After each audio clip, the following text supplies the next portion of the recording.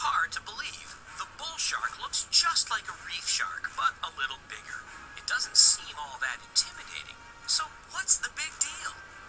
As it turns out, bull sharks are responsible for more documented attacks on people than any other species of shark.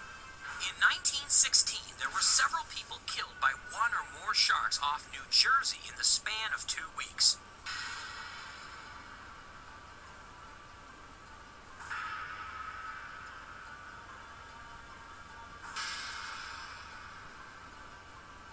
At the time, most people suspected a great white shark, but one of the attacks occurred more than 10 miles up a river, and white sharks have never been known to venture that far from the ocean. It's much more likely that the attack came from a bull shark. The bull shark is the only species of shark that regularly moves between saltwater and freshwater. In fact, it's been caught by fishermen more than 500 miles up the Mississippi River in Illinois. Shark attacks are rare, and most often they're believed to be a case of mistaken identity, since attacks on swimmers often occur in shallow, silty water where the shark has a hard time seeing its prey clearly.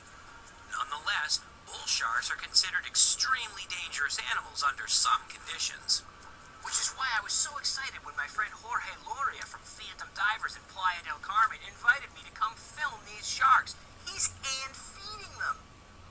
I fly on down to Mexico, landing in Cancun, then heading south to Playa del Carmen, a beach lover's paradise and my favorite place in the world for cenote diving. But this time I'm not diving the cenotes. I'm heading out to a secret dive site in the ocean, hopefully filled with sharks. Big sharks. I make my way over to Phantom Divers to meet my old buddies Jorge and Charlie. Hey, Jorge! Charlie, how you doing? You guys ready to film some sharks? Charlie and Jorge have been feeding bull sharks for a few years, and they give me a few tips on what to expect and the best way to film it. All right. And of course, some safety tips. What is very important, never lose of sight that bait. Okay. Don't have the bait and be looking this way. Right. You gotta be looking at the bait the whole time. Right. Okay, because it could be that a shark comes for the other way. Right. Usually they come from the front.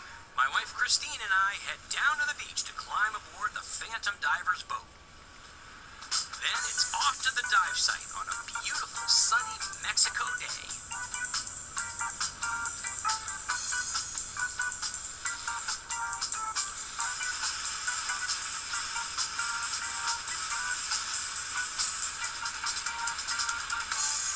Before long, we've reached the dive site and Charlie suits up in his stainless steel shark suit. He'll drop down a few minutes before the rest of us to get the chumming started in advance. This saves us some bottom time for filming.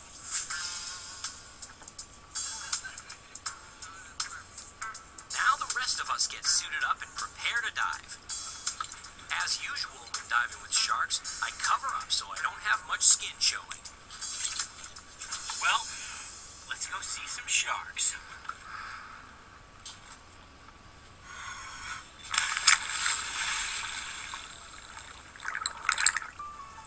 I descend towards the bottom through crystal clear, warm water and eventually end up on a sandy seafloor at a depth of 80 feet.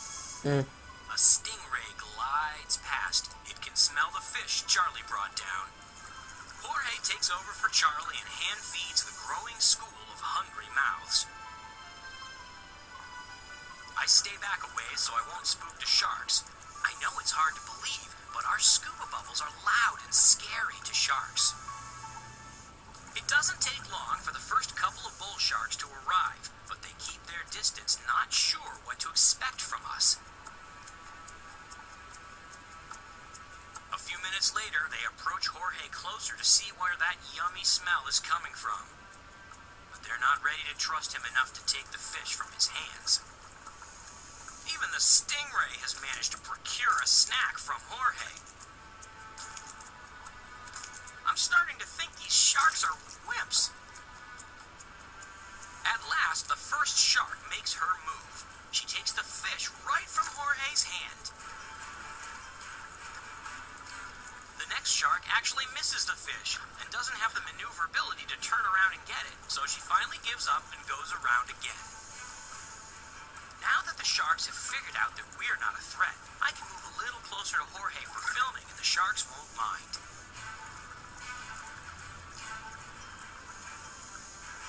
Jorge's steel mesh gloves protect him from the shark's teeth, just in case his fingers get too close to their mouths.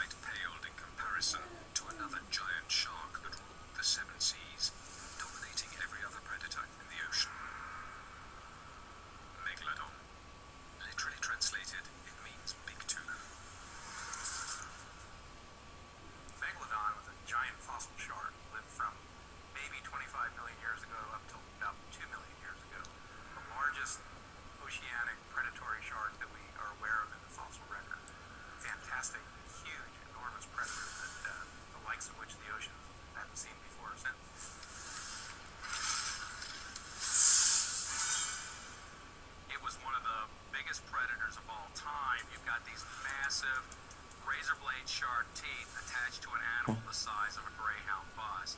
I I mean, this was the ultimate predator. Never has an apex predator made such a huge mark on the planet, only to leave so little trace of itself behind.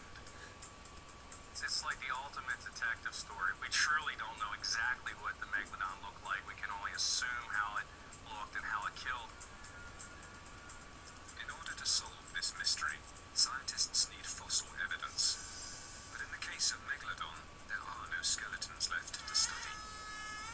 This presents a major challenge to researchers.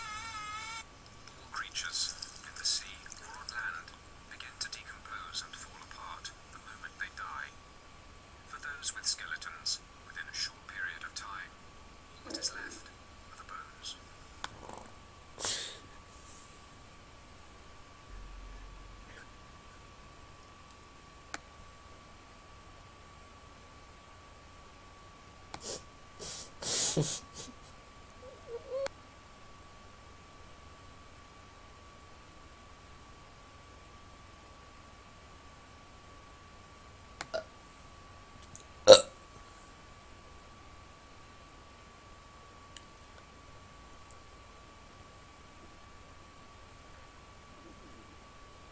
Little or no light at all.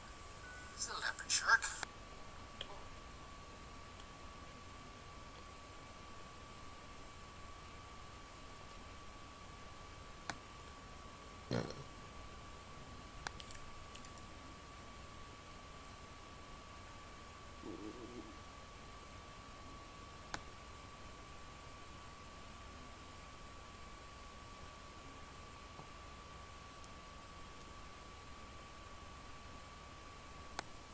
Thanks for watching.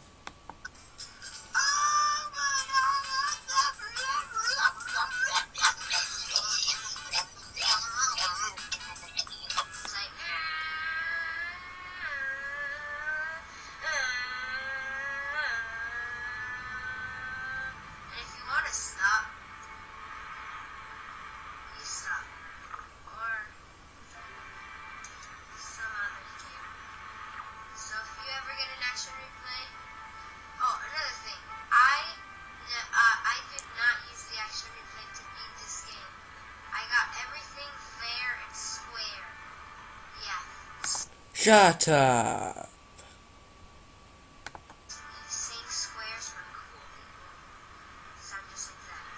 Shut up.